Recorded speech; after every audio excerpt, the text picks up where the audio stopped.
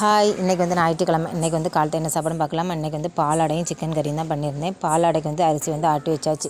சிக்கனுக்கு வந்து தேவையான வெங்காயம், தக்காளி, பச்சை மிளகாய், இஞ்சி பூண்டு பேஸ்ட்டு அரைச்சிட்டு சிக்கனையும் சேர்த்துட்டு அதுக்கப்புறமா வந்து தேவையான மசாலாலாம் சேர்த்து தேங்காய் கூட முந்திரி பருப்பு கசகசா அரைச்சி ஊற்றியாச்சு. இப்போ கொஞ்சம் மல்லி இலை சேர்த்து குக்கரை க்ளோஸ் பண்ணி ஒரு 3 விசில் வந்து விட்டுக்கலாம்.